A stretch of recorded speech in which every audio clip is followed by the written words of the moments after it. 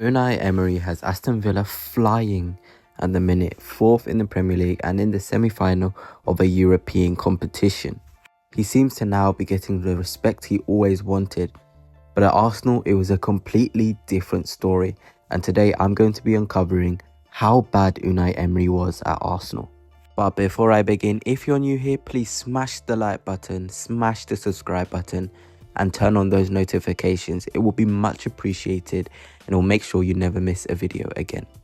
So let's start with team identity. Arsenal is renowned for beautiful football that has supporters in awe. But with Unai Emery, there didn't seem to be a direction in terms of identity. From a tactical perspective, what exactly was Arsenal under Unai Emery? Were they a possession-based team with a knack on breaking down low blocks? Or were they a team that placed a heavy emphasis on counter-pressing and creating goal-scoring chances on quick transitions? It seemed as if Emery did not even know the answer to this question himself, nor did he ever figure out what truly worked best for his side.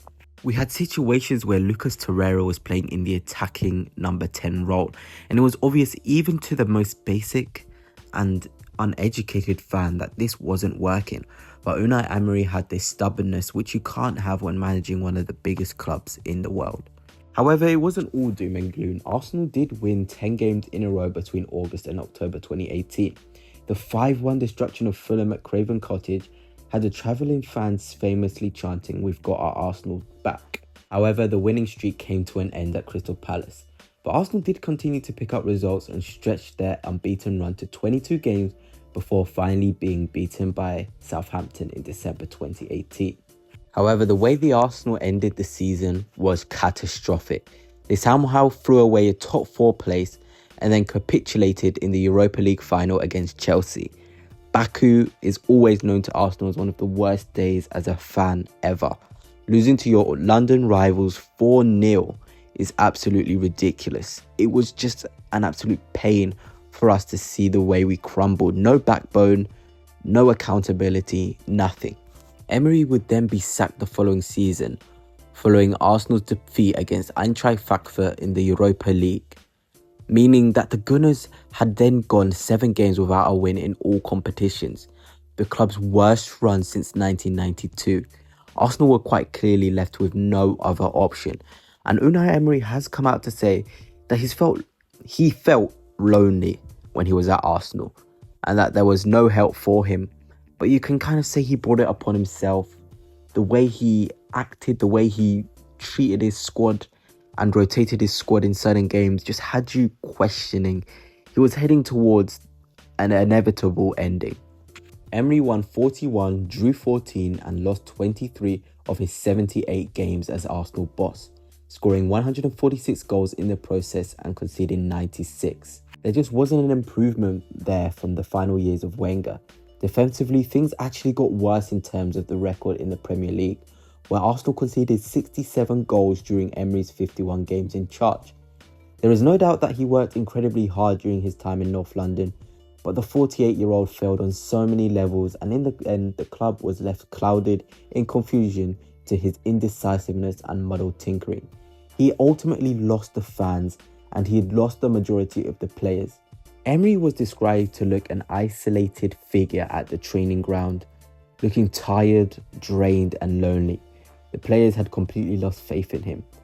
And there is no surprise given some of the decisions he took and the lack of decisiveness shown, as stated before. During his 78 games, he named 9 different captains. Of those 9, only Laurent Koscielny wore the armband for more than 20 matches. Emery switched formations by the week. There was no continuity and identity as stated before. He even took on Mesut Ozil, banishing him from the squad, only to bring him back in when results didn't go his way.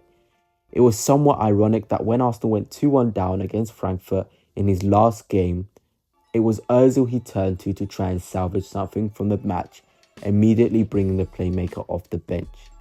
Granit Xhaka started that game only a few weeks after Emery had hinted the midfielder may never play for the club again, following his spat with the Arsenal fans during the draw with Crystal Palace.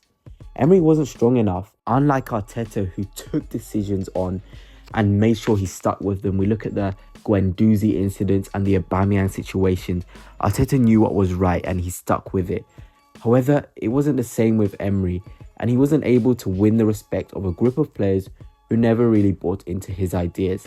He even failed to get the best out of 72 million club record signing Nicolas Pepe. Lucas Torreira's form nosedived after moving positions to that number 10 role, and star strikers Aubameyang and Lacazette have both been left questioning their futures after he left. Let's put things into perspective here. Here is an image from Unai Emery's time at Arsenal displaying the tactics. This may look like genius to somebody from the outside, but for us, this is a lot of confusion, and you can tell why the players would be confused. Loads of arrows, loads of fancy stuff. 2 separate formations shown on the board too. Ironically, this was the game against Crystal Palace where the likes of Lacazette, Aubameyang were looking at each other confused with Unai Emery's tactics. However, can we really say it's Unai Emery's fault? Emery was clearly burned by the experience of having one squad member exert such a strong influence on the group.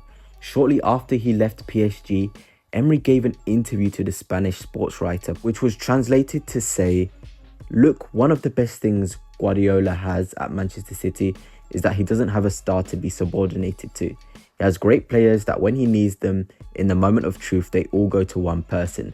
And they do it because Guardiola earns it and gets the union. And when he has had to make radical decisions, Pep has made them, like dropping Deco and Ronaldinho or letting Ibrahimovic go when he had issues with Messi. By doing it, he avoided serious trouble." Emery watched the manner in which Guardiola had shackled Sergio Aguero and others with admiration. He found something inspirational in Guardiola's inner clasm and dropped both Ozil and Aaron Ramsey in his first few months as Arsenal manager.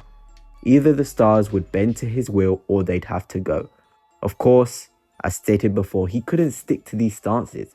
When desperation sets in, Ozil invariably comes back into the team. The kind of vault face wouldn't have been anything new for PSG fans. On that fateful night in Barcelona, Emery surprisingly chose to bring in Thiago Silva ahead of the in-form young Presnel Kimpembe. Kimpembe and Marquinhos had kept a clean sheet in the first leg, but Emery ultimately acceded to squad pressure to select the more experienced man. Despite of lack of match practice, the Brazilian skipper was picked, and Emery paid the price with a result so disastrous it came to define his time in France. Perhaps it says something about his standing in European football that at the end of his time in Paris, he was widely expected to take over at Real Sociedad. Emery's representatives were reported to have held talks with Sociedad's president and a personal friend of coach. Emery's contract in France was not being renewed, and a move back to the Basque country held a certain appeal. And then Arsenal and Gazidis came calling. But of course, Arsenal didn't look at the glowing red flags. And now we look at Emery's time at Arsenal as one of the worst managerial stints ever.